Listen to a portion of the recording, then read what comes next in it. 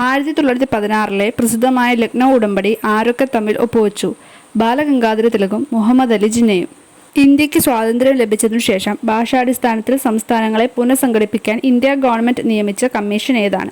Fasal Ali commission. 2026 BRICS ഉച്ചകോടിയിൽ അധ്യക്ഷത വഹിക്കുന്ന രാജ്യം ഏതാണ്? ഇന്ത്യ. ഇന്ത്യൻ ഭരണഘടനയുടെ ഏത് ആർട്ടിക്കിൾ പ്രകാരമാണ് സുരക്ഷിതമായ റോഡ് യാത്രയ്ക്കുള്ള അവകാശം അംഗീകരിച്ചത്? ആർട്ടിക്കിൾ 21. 2026 ബ്രിക്സ് അധ്യക്ഷതയ്ക്കായി ഇന്ത്യ പുറത്തിറക്കിയ ലോഗോ ഏത് ദേശീയ ചിഹ്നത്തിൽ നിന്നാണ് പ്രചോദനം ഉൾക്കൊണ്ടത്? താമര.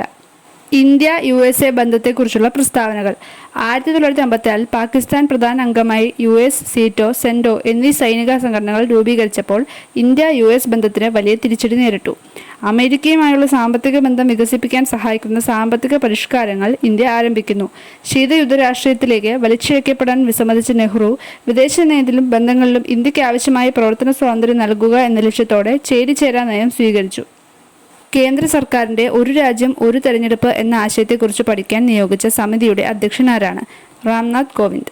പ്ലാനിംഗ് കമ്മീഷന് പകരമുള്ള പുതിയ സംവിധാനമായ നീതി ആയോഗിലെ നീതിയുടെ പൂർണ്ണരൂപം?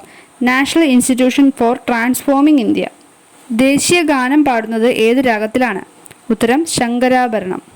നിലവിലെ കേരള നിയമസഭയിലെ വനിതാ MLA മാരുടെ എണ്ണം? 11.